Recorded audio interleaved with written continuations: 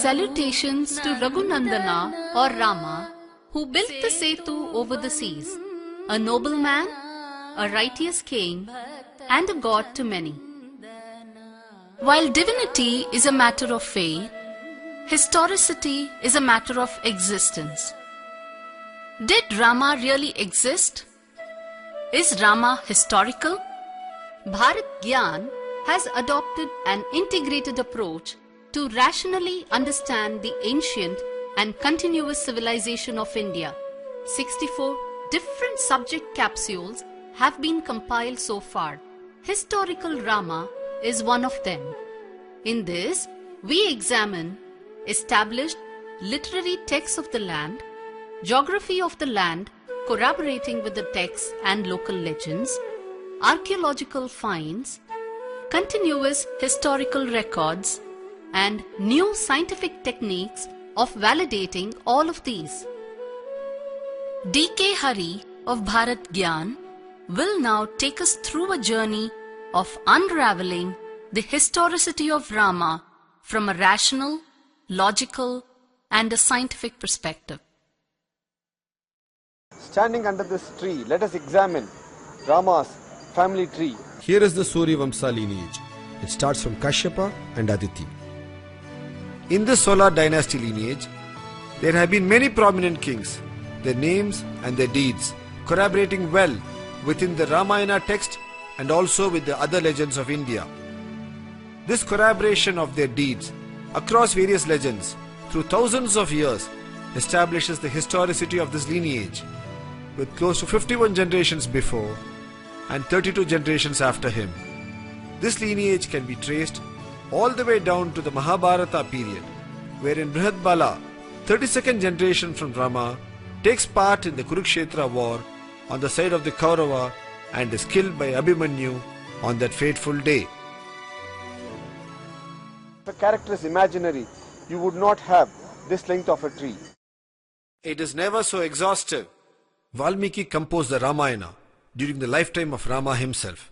In fact, Valmiki was the caretaker of Rama's wife Sita and their children Lava and Kusha.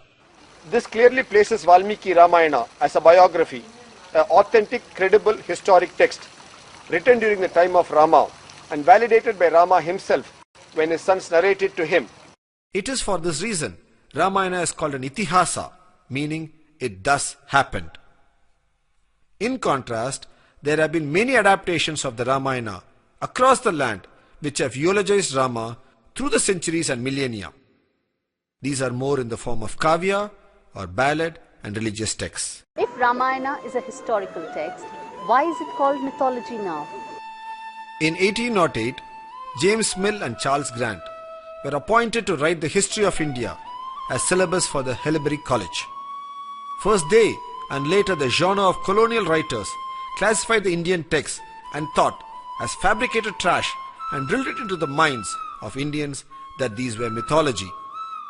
Mill and Grant wrote the history of India deliberately without visiting India, lest they get influenced by its rich culture. Well, in the last 100 years, giant strides have been made in understanding history using modern scientific tools.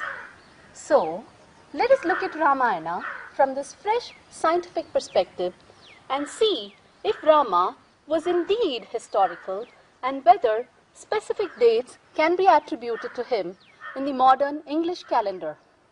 In contrast to Mill and Grant, Al-Biruni wrote about India after visiting India. When Al-Biruni visited India in 1030 CE, among the many things that he wrote about India, he also wrote in good detail about Rama having been a historical person of this land. 500 years later, in mid-1500s, Begum Hamida Banu, the daughter-in-law of Babur, wife of Humayun and mother of Akbar, commissioned a pictorial Ramayana. This is now housed in the Rydberg Museum, Zurich. Hamida Banu was constantly on the run along with her husband Humayun, escaping from Sher Shah Suri. Because of this, she could relate to Rama and Sita in exile. It was also prophesied that her future born son would become the emperor of India, and hence she could also relate to Kausalya, the mother of Rama. Her son Akbar, the Mughal Emperor of India, also commissioned a Ramayana during his rule. This is now housed at the Maharaja Savai Man Singh Museum in Jaipur. Abdur Rahim Khane Khan, a courtier in Akbar's court, also had a Ramayana compiled in the Persian language. In his poetry of Ramayana, every chapter ends with the phrase Khane Khanan. They all wrote Ramayana not as religious texts, but because they considered it as a historical text of their land. In Tamil literature, there was a historic period known as Sangam Age.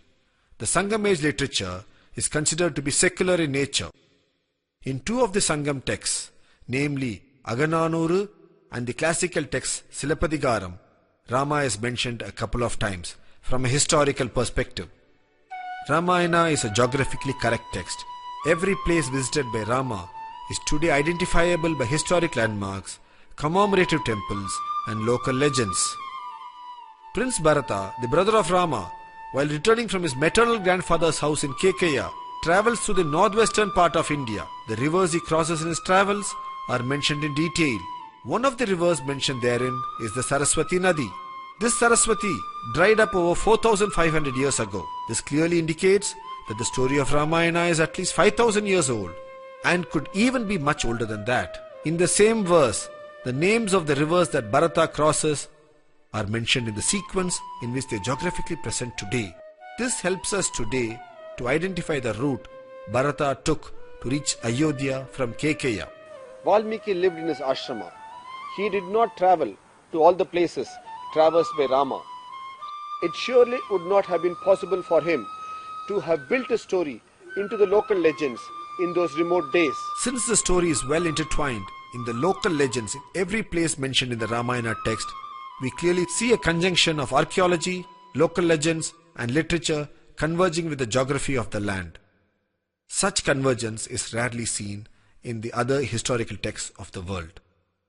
Today, to keep time, we use a clock which has got 12 units and 3 hands. The ancient Indians used the sky as their clock dial. The ancient Indians divided the sky into 27 nakshatra or star units. The hands were 7, namely Sun, Moon and the 5 planets of Jupiter, Saturn, Venus, Mars and Mercury. Each combination uniquely denotes an astronomical configuration in time, and the same combination does not repeat itself. Ramayana and Mahabharata, the traditional historical texts of India, contain many astronomical observations as recorded by the chroniclers. When we cull out these observations and search for them using the planetarium software, it throws up dates of when these configurations must have occurred in the past.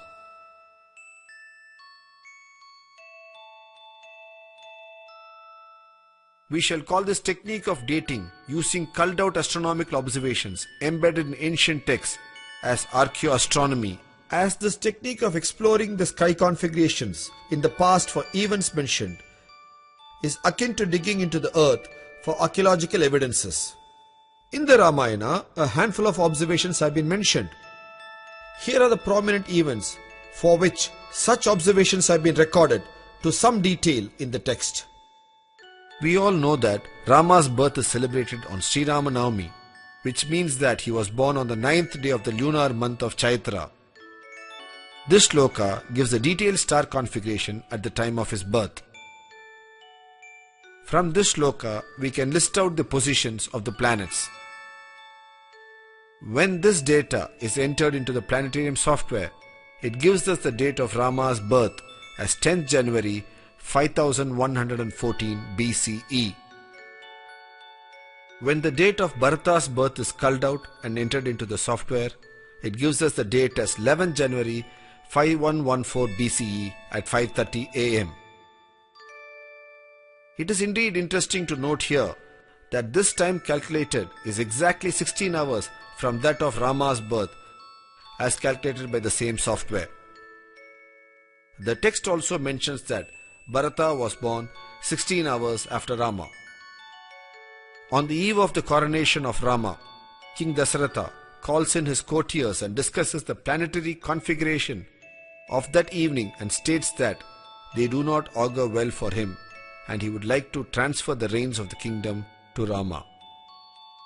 King Dasaratha informs Rama about the malefic effects the star configurations were going to bring upon himself and hence asks Rama to take over the kingdom. This configuration, when entered into the software, gives us the date 4th January 5089 BCE. The elapsed time, as calculated by the software, between the event of his birth to his pre-coronation event is 25 years. This tallies well with the age of Rama as mentioned in the text. After Lakshmana cut Surpanaka's nose in Panchavati at Nasik, she first rushes to her brothers Khar and Dushan and instigates them to engage Rama and Lakshmana in a battle to avenge her nose cut. Following this, Khar and Dushan advance towards Rama and urge him to fight, stating their prowess. The Sarga describing their wordy duel before their fight clearly indicates an eclipse in the early evening when the stars are seen and described. Stars and planets cannot be seen in the late afternoon sky. Khar in fact tells Rama that as much as he would like to talk about his strengths, since the sun was expected to disappear and there was little time left, he would like to start the fight immediately. In the description, they also describe Mars in the middle of the planetary alignment. It is indeed extremely rare to see Mars in the middle of a planetary alignment. Plotting these rare planetary positions described for this event gives us the date of 7th October 5077 BCE. It is to be noted that independent calculations show that a total solar eclipse did occur in Panchavati, Nasik on that day at 3:10 p.m. In his search for Sita, Hanuman goes to Lanka and finds her in an Ashoka grove. Her face is described here as being forlorn and caught in an eclipse. Plotting the sky configuration for that evening, we can see that there was indeed a lunar eclipse at Lanka that evening, which is 12th September 5076 BCE. The dates thrown up by the planetary software are internally consistent with the sequence of events of the Ramayana legend. This fact of internal consistency gives a high degree of credibility to the dates calculated by the software. Let us now meet Sri Pushkar Bhatnagar of Delhi, who has done the pioneering work of astronomically dating the events of Ramayana. You see, India is a unique civilization. It has a tradition of recording events with astronomical observations. The advancement on science and technology is now opening new possibilities of exploring the past. What looked like impossible a few years ago, such as fixing a date for the events mentioned in the lifetime of Lord Rama, can now be done easily by using a planetarium software. This particular aspect places the study of Indian civilization at an advantage because we can go beyond the normal archaeological evidences which have been so far the mainstay of determining the Indian history.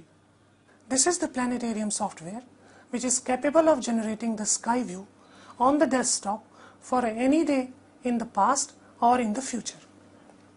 I have used this planetarium software to give dates to this astronomical data available in Valmiki Ramayana, and by this method I have arrived at the exact dates for many events in the lifetime of Lord Ram. The fact that not only one planetary combination but an entire sequence of the astronomical data tallies is a self-corroborating proof of the accuracy of the recordings and the correctness of the finding. It has taken lots of efforts to find the precise dates because it needed lot of elimination of other possible dates which did not satisfy the description of the observation and sequence of the events in the entirety. I have got my findings published in the shape of a book titled Dating the Era of Lord Ram.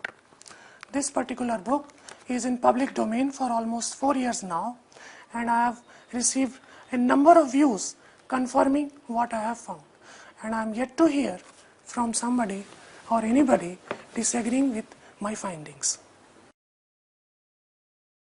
We find that the astronomical dating method not only fixes the time period of the event, but also shows the geographical location from where the unique planetary configuration could have been observed. Thus we find that the total solar eclipse on the day of the Kardoshan episode could indeed have occurred at Panchavati as described in the Valmiki text. Similarly, the configuration of the night sky of Hanuman meeting Sita could indeed have been observed from present-day Lanka, as has been mentioned in the text. From the dates arrived at using archaeoastronomy, the date of birth of Rama, that is Sri Ramanavami, in the Chitra month occurs on 10th January in 5114 BCE. Today, this 9th day in the lunar month of the Chitra occurs around 21st April. There is a gap of about 100 days here. This gap has occurred in a period of 7,200 years. How does one explain this gap?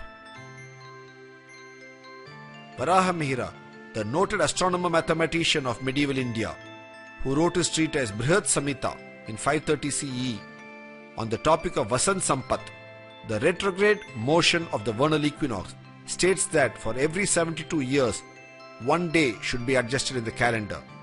He also advocated this correction to be carried out every 500 years. Unfortunately, the correction factor has not been applied. One day for every 72 years over the last 7,200 years between 5114 BCE and now accounts for the difference of 100 days. The modern astronomers have also explained this through the phenomenon of precession of equinox. Let us look at ground facts now. No major archaeological relics of the period of Rama have been found on ground so far. This is because Rama is said to have lived thousands of years ago.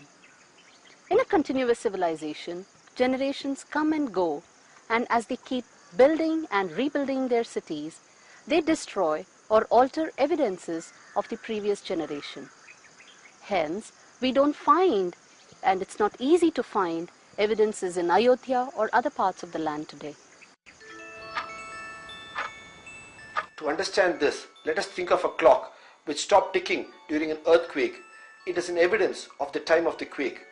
But if it had continued to tick along, then it ceases to be an evidence.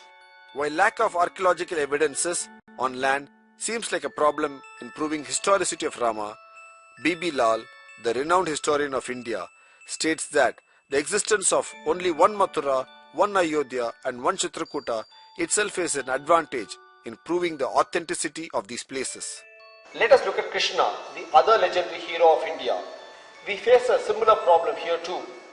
There is no real archaeological evidence on land due to continuous civilization in Mathura, Vrindavan and Dwaraka. Few decades back, due to the pioneering work by marine archaeologists, they have been able to discover a whole town submerged under the sea west of the coastal town of Dwaraka. It is because the deep seas swallowed Dwaraka, the town became uninhabitable and frozen in time, and hence after so many thousands of years, it is still able to provide evidence for the existence of an advanced township tallying with the city described in the epic Mahabharata. Similarly, the only place to look for archaeological evidences of Rama is the Rama Setu, which today could be submerged in the sea. Rama and his team are said to have built this bridge over the seas to Lanka.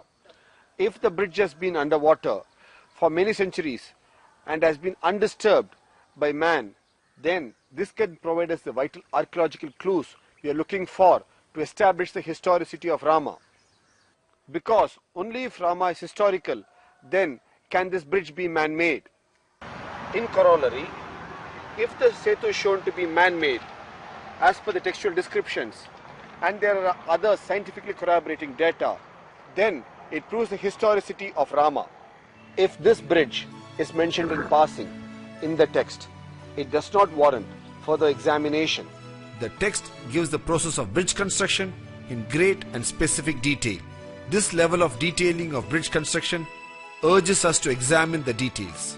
This construction detailing can be studied from the aspects of survey, planning and civil engineering involved. Rama and his team seem to have surveyed this land for a possible bridge construction site. This survey and their interaction with the sea is expressed in the text as Samudradeva's response that it is not the nature of the seas to be shallow but to be deep with wild sea creatures, and hence it would not be possible for the army of Vanara to swim across. It is during this interaction with the Samudra that they identify an undersea ridge joining the two land masses. Nala introduces himself as a biological descendant of the Vishwakarma clan and offers to build this bridge. Rama accepts his credentials and appoints him as the chief engineer. Under the command of Nala, the Vanara army go about building this bridge on the sea ridge. Let us examine the civil engineering techniques employed in this bridge construction. The first is the foundation details. The text very clearly states that wood from a variety of trees, the names of which are mentioned here, were first piled on the sea ridge to give a pile foundation or wood cushion effect. It was on top of this the large and small stones were piled on. This animation here shows us clearly the seabed from which the sea ridge rises as an outcrop, which is natural and undulating. On top of this we have the trees, then the stones, large and small, and finally we have the flat finished level. Even to this day, the remnants of the bridge have this flat finished level. Due to the passage of time of many millennia, sand has accumulated over the structure, and what we are able to see now is mainly sandbars and shoals. If we carefully shovel away the accumulated sand, we are certain to see the layers of the bridge construction. In the bottom layer, the wood used by the Vanara for the foundation would certainly be there. Obviously, over the last so many thousand years, the wood would have solidified and become carbonaceous material and would probably now be botanical grains. The text then speaks of the Vanara holding ropes on both sides of the bridge being constructed and the wood and the stones being piled between them. The text clearly mentions that the Vanara held ropes for many yojana to build the bridge in proper linear alignment. We all now know that for the construction of any worthwhile structure, it is essential to maintain proper alignment and dimensions. From this description, it is clear that it was not just random throwing of stones, but a planned effort which took into consideration the concept of linear alignment, which is even today evident from the aerial photograph of the bridge. Dr. S.R. Rao, the eminent marine archaeologist who led the Dwaraka marine expedition, says, for a civilization which could build a dike and a whole city on reclaimed land at Dwaraka in 3200 BCE, the engineering skill to build the Nalasetu to Lanka must have been well within their civil engineering capability. We are now with Dr. S.R. Rao, the founder of marine archaeology in India. Marine archaeology was introduced in India as early as 1980, and the legendary city of Dwarka was discovered on the west coast. Building of Rama Setu was not a difficult task at all for the people of the Ramayana period, because at Dwarka we have seen that people could convert a natural rock into a berthing place for the ocean-going ships. Still earlier, there was a tidal dock at Lothal. Here, all that they had to do was to pile up boulders over the natural rock when the sea level was much lower, and thereby make people pass more easily than nature provided during intertidal or high tide period. Well, we find there piles of boulders laid on the rock, and that could have been only done by man and not by any other agency. Modern civil engineers, when they execute projects, they first understand the topography of the land, nature of soil, and only then build the structure. Nala used this topographical feature to build the bridge by literally filling the gaps with wood foundation and stone on top of it to build the bridge very quickly. An engineer's ingenuity comes in using the topography of the land, and this seems to have been exhibited in this case by Nala. The indicator for this is available earlier in Ramayana story, where Hanuman, when jumping over to Lanka, hopped and stepped over the sea hillocks and even used them as resting spots en route to reaching Lanka. By leveraging this topography, they built this bridge in 5 days. The distances they covered each day is also mentioned in the text. In the text, it's explicitly mentioned that the total length of the bridge was 100 yojana in length and 10 yojana in width. This dimension is repeated in the Mahabharata text also. This is a 10:1 ratio. Today, at actual site conditions, the Rama Setu or Adam's Bridge measures to 35 kilometers in length by 3.5 kilometers in width. This is also a 10:1 ratio.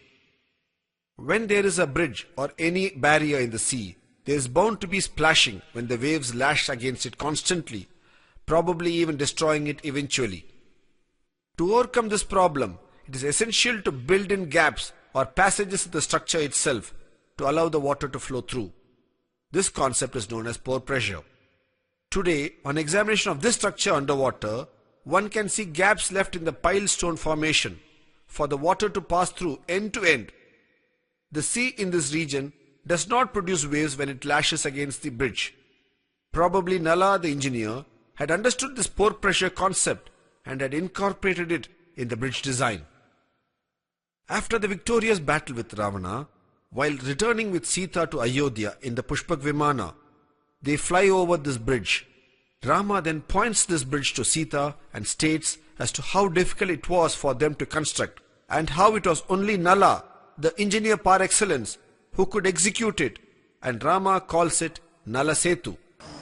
Over the last few minutes, we have seen with a certain clarity and a detailed understanding how this bridge is a civil engineering marvel as explained in the text, a man-made accretion over a natural sea ridge. When did this Nala Setu come to be called Adam's Bridge? The bridge was originally called Nala Setu, as we have seen.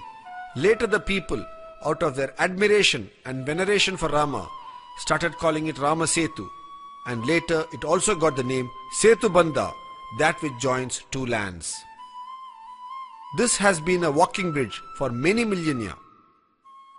During the course of its early usage, one of the early Islamic religious leaders of Sri Lanka walked over this bridge and reached Lanka to do penance there. Since he was the early Islamic man, he was called Adam by the Sri Lankan Muslims. When the Europeans came to this part of the world, they could easily correlate to the name Adam, and they started calling it Adam's Bridge in their records, and the name stayed. This bridge has found mention in various historical records over the last 1,000 years in various forms such as travelogues, coins and maps. Both Indian and Sri Lankan coins have mentioned about the Setu. In fact, from 1400 CE onwards, the Yalpana Arya Chakravarti kings of present-day Jaffna in northeast Sri Lanka regularly minted coins embossing the name Setu on it in their Tamil language. These kings considered themselves as Setu Kavalan, or the guardians of this bridge. On the Indian side, the Ramnad king still has the title Setupati, indicating that he is the guardian of the bridge on this side of the land. When the Europeans came here, they prepared the maps of this land. James Rennell was the first European cartographer of India. In his maps, he clearly shows this as Adam's Bridge. On the Sri Lankan side, the Dutch maps show it as Adam's Brug, and the Sri Lankan copper plates also show the same. Many travelers have visited this area in the last 1,000 years. They have mentioned about this bridge in their travelogues. The foremost among them is Al-Biruni, who has mentioned it in his magnum opus Persian book Kitabul Hind. In this book, in pages 92 to 102, he calls this region of the bridge the Dikya of Rama, or the direction of Rama. He further goes on to call Rama as the son of Dasharatha, going to show the belief in the historicity of Rama even way back in early 1000 CE. Al-Biruni also gives detailed description of other geographical locations mentioned in Ramayana, such as Kishkinda. Marco Polo, who travelled over much of Asia, also seems to have gone past Ramasetu en route to reaching Malabar. He mentions Ramasetu in his book. Varthema, who travelled all over Arabia, Central Asia and India, also specifically mentions about this bridge of Rama. Like these three, over the next 700 years till date, many travellers have visited this region and have mentioned this bridge. This goes to show its historicity because of its repeated mention.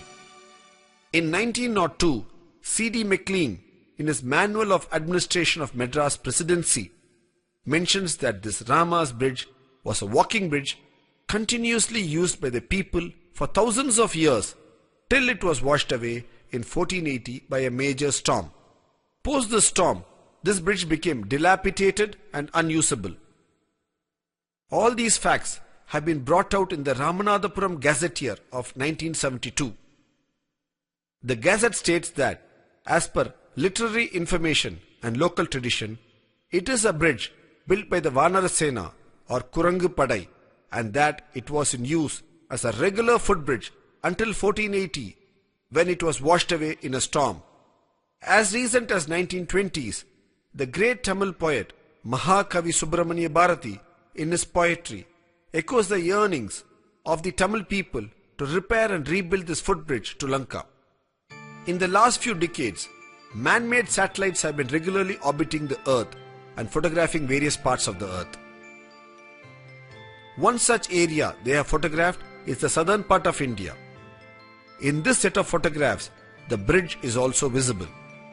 It can be distinctly seen as a shallow underwater causeway connecting the two lands. These photographs do suggestively indicate it to be man-made due to its unique curvature. The opinion of many is that this could be the man-made bridge as detailed in the Ramayana text. While publishing these photographs, what has been mentioned is that the land at the two ends of this bridge is many lakh years old based on their understanding of geology, archaeology and other artifacts at the ground. They further go on to state that the connecting causeway is also old. While the satellite images suggest the man-made nature of the bridge, they alone cannot help date ground structures. These satellite images help augment the already available references to arrive at a good indication of the man-made nature of this bridge. It is imperative to use other sources of data and techniques to arrive at a conclusive proof for the age and structure of the bridge. Today, on an average, this causeway is about 2 meters below water. When this bridge was built, it must have been at least about 1 meter above the then water level. That is, when the bridge was built, the sea must have been 3 meters or 9 feet below the present day sea level. As per the World Oceanography Report, a 9 feet rise in sea levels due to the melting of the polar ice caps and global warming should have occurred over 7,000 years. This helps us to date the bridge construction to about 7,000 years ago or 5000 BCE using oceanography as a dating tool. Given the repeated references to this bridge, its usage, and understanding its importance, today we need to rightfully promulgate an order under the Archaeological Survey of India Act, Clause 4, to call this a Heritage Monument of India. It is a fit case to be called a civil engineering marvel of an ancient civilization. At this point, it is pertinent to bring in an observation from the Mahabharata text. When the Pandava princes were travelling through the forest, they came across Rishi Markandeya, who regales them with stories of their land. In one of the stories, he tells them about Nala Setu, how it was built by Nala, and being an engineering marvel, it was a protected monument of their times. What does the Setu symbolize to us today? It symbolizes many things to many people. If we look at it from the rational, historical and scientific perspective, we see that it was constructed by Nala, Nila and the Vanara team. These people were the original residents of Kishkinda. Kishkinda is modern-day Hampi. This region is in the Dravida land, South India, which means that they are the original Adi Dravida. So this Nalasetu is an engineering marvel, an engineering feat of the Adi Dravida. To recap, from the point of archaeoastronomy, Rama is found to have walked the earth about 7,000 years back. The detailing of the bridge, the only archaeological remain left, and the sea level rise factors also indicate similar dates. The veneration of Rama has not been limited to India alone. The Egyptian pharaohs called themselves Ramses of the Solar dynasty, which seems to be a derivative of the name Rama and the Suryavamsa dynasty. In the east, in Thailand, the kings of the ruling Chakri dynasty take on the title Rama. The present king is Rama the IX. This emphasizes the spread of the glory, effulgence of Rama across civilizations the world over and brings forth the stature in which Rama was held across the globe through the times.